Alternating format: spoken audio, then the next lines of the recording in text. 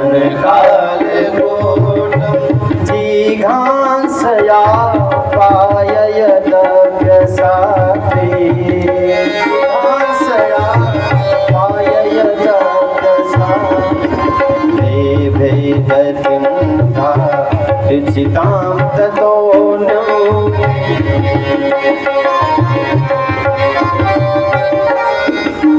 कं वा दयालुं शरणं व्रजेम कं वा दयालुं शरणं व्रजेम अहोबकीयं गमधनि सनि धम गम धम गम गसाय अहोबकीयं सनकाल कोटं गम धनि सा सा गम धनि सा सा अहोबकीयं सनकाल कोटं जिघांसया पाययदव्य सात्रे देवे गतिं धारिचितां ततोऽन्यं कं वा दयालुं शरणं व्रजेम अहोबकीयम्। इयंबकी अहोबकीयम स्तनकालकूटम।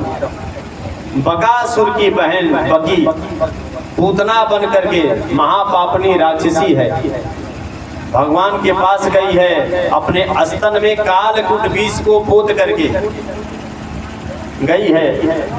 लेकिन क्यों गई है?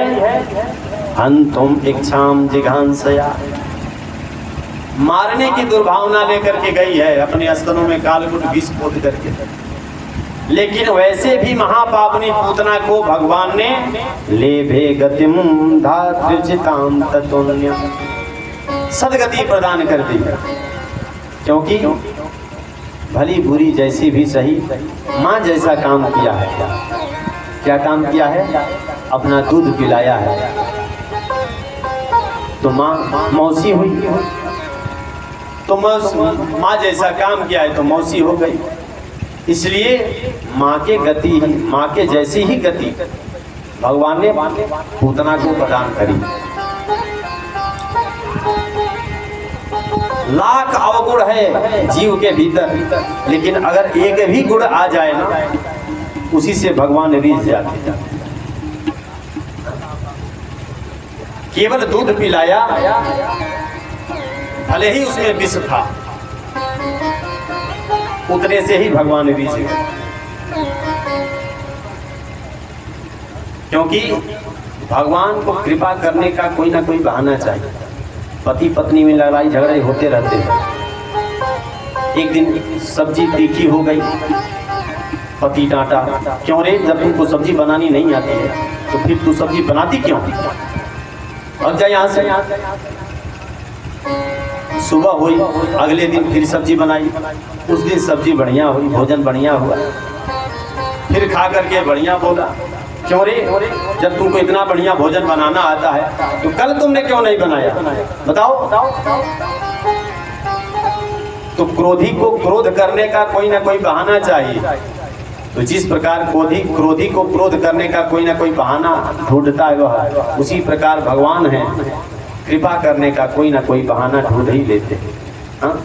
न जाने कौन से गुण पर दयानिधि रीझ जाते हैं।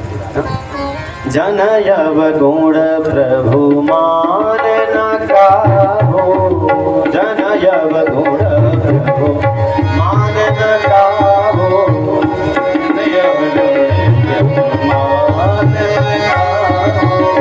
जनयव गुण प्रभु मान न काहो,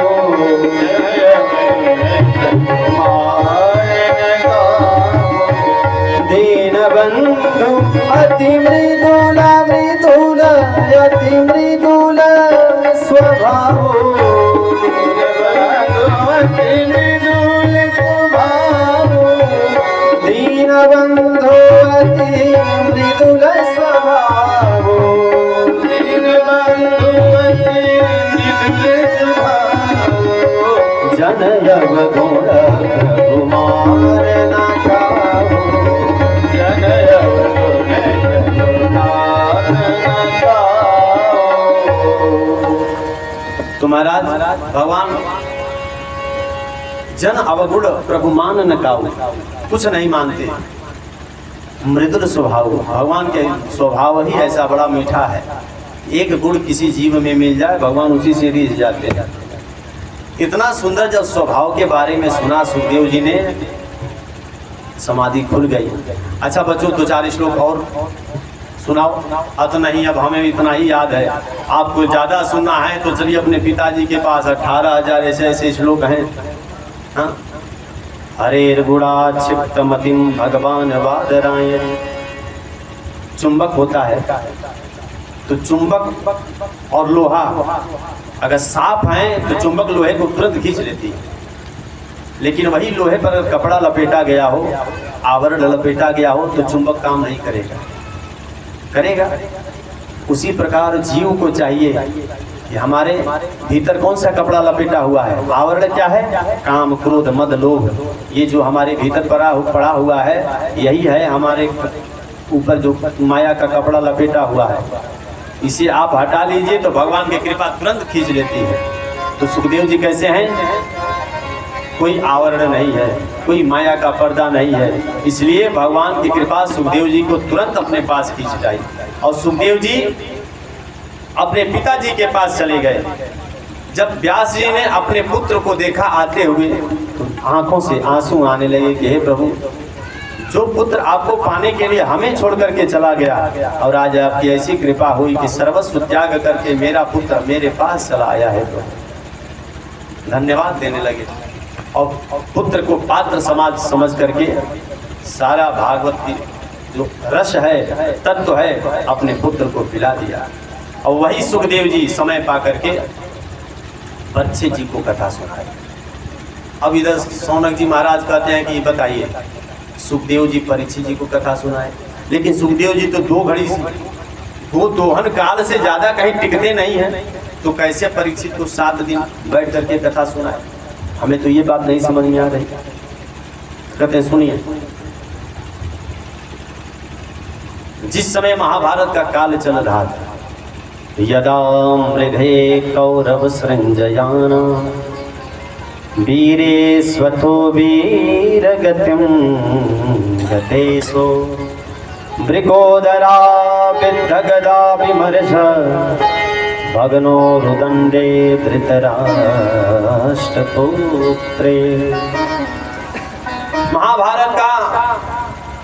महाभारत के युद्ध का अंतिम चरण चल रहा था। कौरव मारे गए थे। दुर्योधन का कुरुदंड जंघा भीम ने मार करके गदा से तोड़ दिया था, कुरुक्षेत्र में करा रहा था, और पांडवों को लेकर के भगवान विजय उत्सव मनाने के लिए चले गए। अच्छा, ये महाभारत हुआ था। राजसु यज्ञ पांडवों ने कराया। यज्ञ का यह चमत्कार था कि जहां भूमि दिखाई देती थी वहां पे जल था, और जहां जल था वहां भूमि थी। ये चमत्कार उस यज्ञ का था। अब दुर्योधन गया और जा करके भूमि समझ करके पांव रखा और जल में गिर गया। जब जल में गिरा तो द्रौपदी हंस पड़ी कि अंधे का बेटा अंधा। ये बात दुर्योधन को लग गई। दुर्योधन ने कहा, इसका बदला तो मैं अवश्य लूंगा द्रौपदी तुमसे। और वही समय आया और पांडव के जो श्रेष्ठ भ्राता हैं युधिष्ठिर, वह जुआ खेलने लग गए। जुआ खेलने लग गए महाराज, सबको दांव पर रख करके हार गए। द्रौपदी को भी दांव पे रख दिया, अपने भी दांव पे रख करके सबको हार गए। जब जुआ हार गए तो मिला मौका दुर्योधन को, ले जाओ इस द्रौपदी को। दुशासन को आदेश दिया कि ले जाओ इसे, बीच सभा में नंगा कर दिया जाए। दुशासन को मिला मौका, द्रौपदी को खींचता हुआ ले गया बीच सभा में। कोई नहीं रोक रहा है। अगर भीष्म पितामह चाह दिए होते तो यह हुआ ही नहीं होता, लेकिन भीष्म पितामह, कृपाचार्य, द्रोणाचार्य सब के सब देख रहे हैं महाराज। यहाँ तक कि 5 पांडव कुछ नहीं कर सकते, हार गए। लगा दुशासन साड़ी खींचने, द्रौपदी ने अपने आप को बचाया, लेकिन देखा कि अब हमारे बचने से मेरी लाज नहीं बचेगी, तो दोनों हाथ खड़ा कर दिए द्रौपदी मैया ने। महिलाओं को कभी दोनों हाथ नहीं उठाना चाहिए, क्यों? क्योंकि जब विपत्ति पड़ती है तभी समर्पण किसी के सामने करना चाहिए। इसलिए केस खुल गए। माताओं को कभी केस नहीं खोलना चाहिए, हमेशा बांध करके रखना चाहिए। दोनों हाथ उठा करके प्रभु को पुकारने लगी, हे गिरिधारी कृष्ण मुरारी, लाज रखो हे कृष्ण मुरारी, लाज रखो हे कृष्ण मुरारी। हे गिरिधारी, हे गिरिधारी कृष्ण मुरारी, लाज रखो हे कृष्ण मुरारी, लाज रखो हे कृष्ण मुरारी। मैं समझी थी एक है अंधा, मैं समझी थी एक है अंधा। द्रौपदी धृतराष्ट्र को कह रही है क्या? मैं समझी थी एक है अंधा, मैं समझी थी एक है अंधा, मैं समझी थी एक है अंधा, मैं समझी थी एक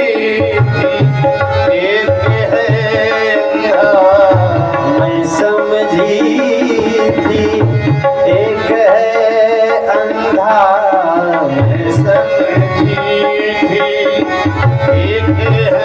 अंधा, मैं समझी थी एक है अंधा, मैं समझी थी एक है अंधा।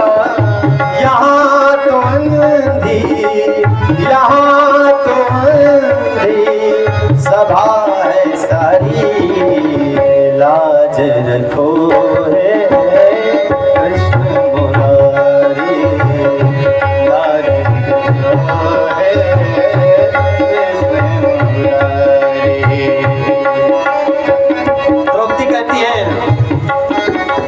कोई हमारे साथ खड़ा नहीं हो रहा प्रभु,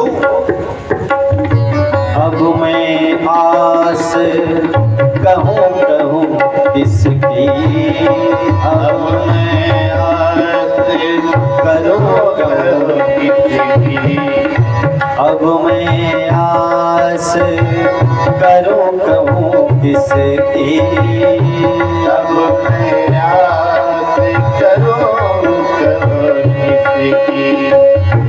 अब मैं आस करूँ कहूँ किसकी, अब मैं आस करूं कहूं किसकी, अब मैं आस कहूं करूं किसकी, अब मैं आस करूं कहूं किसकी, अब मैं आस करूं कहूं किसकी।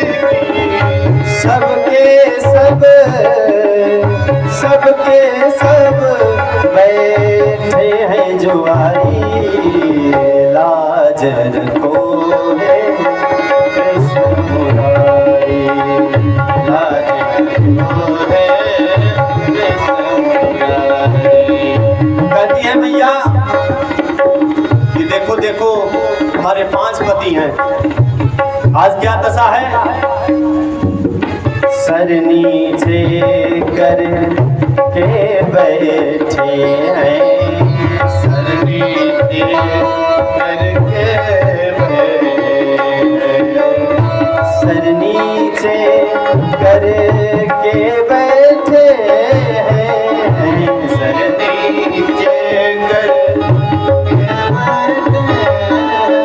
हैं, सर नीचे करके बैठे हैं, सर नीचे करके बैठे हैं। वही गदा वही, वही गदा वही गांधी वही मुरारी लाज रखो हे कृष्ण मुरारी लाज रखो हे कृष्ण मुरारी। वो कहता है खुद को बलशाली, कहता है खुद को बलशाली, कहता है खुद को बलशाली, कहता है खुद को बलशाली, कहता है खुद को बलशाली, कहता है खुद को बलशाली। खींच रहा अब, खींच रहा अब लाठी साड़ी, लाज रखो हे कृष्ण मुरारी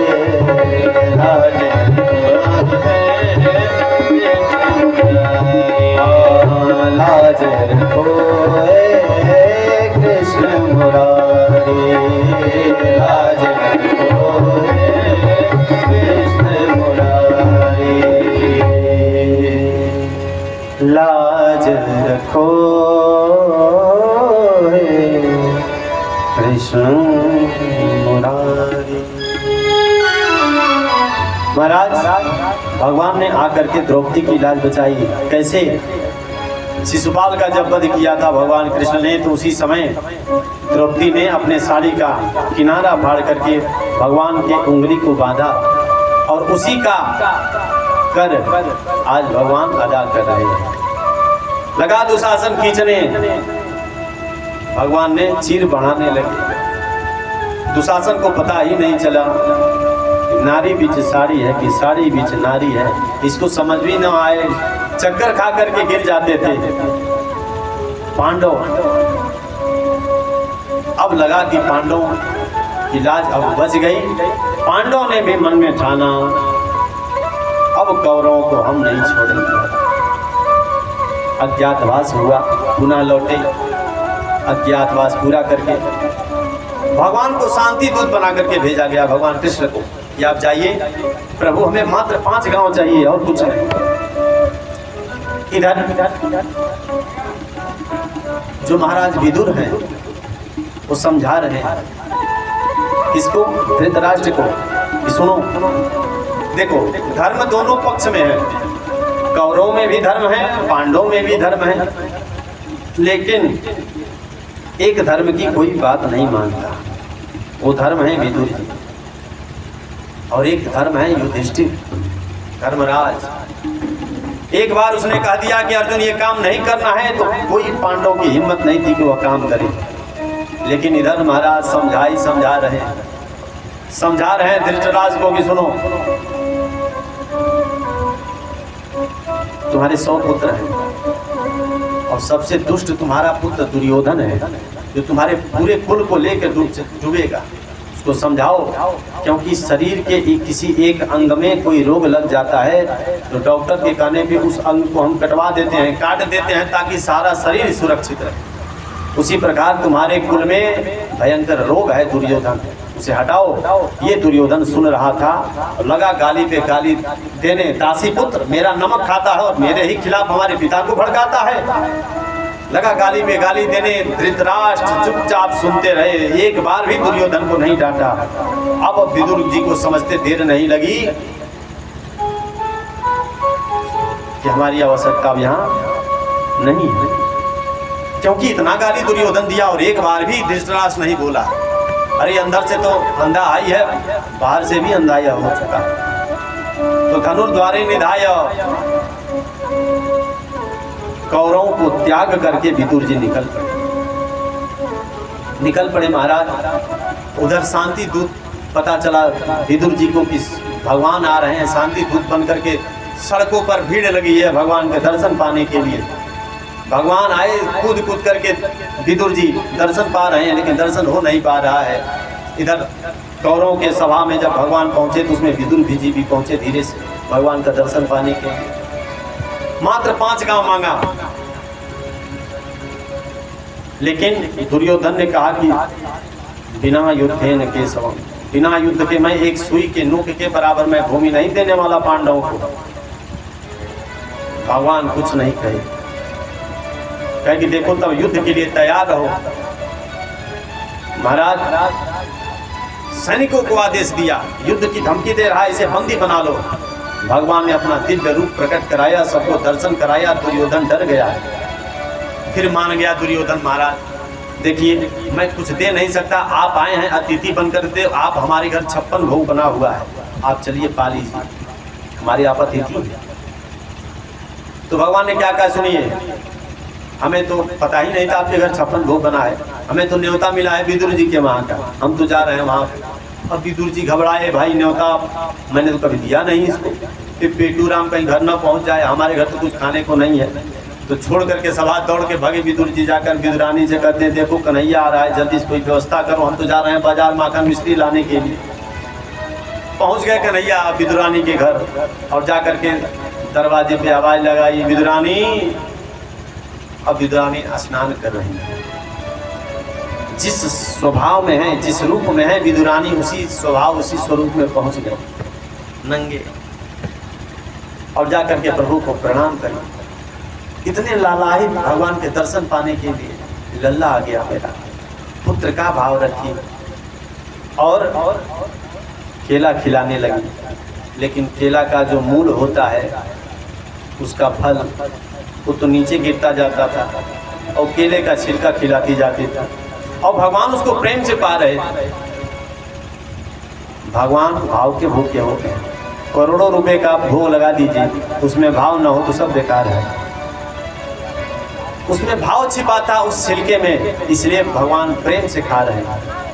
अरे श्री भगवान रहुआ जगत के दाता है, श्री भगवान रहुआ जगत के दाता है, श्री भगवान रहुआ जगत के दाता है, जगत के दाता है, जगत के दाता है, हाँ जगत के दाता है, जगत के दाता है, करुणा निधान रहुआ जगत के दाता है, करुणा निधान रहुआ जगत के दाता है।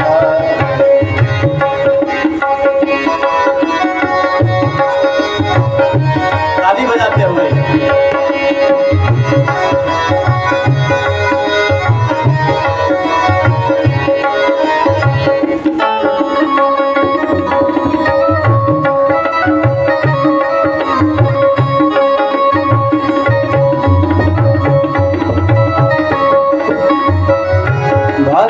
विदुर घर गईली, भक्त विदुर घर गईली, प्रेम से सगवे खैली, प्रेम से सगवे खैली, हाँ भक्त विदुर घर गईली, भक्त विदुर घर गईली, प्रेम से सगवे खैली, प्रेम से सगवे खैली, हाँ श्री भगवान रहुआ जगत के दाता है, श्री भगवान रहुआ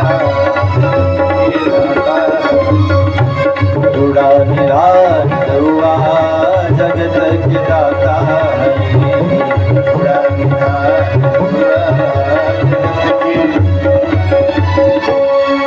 उसमें भाव छिपाता तो दुर्योधन घर मेवा त्यागी साग विदुर घर खाई।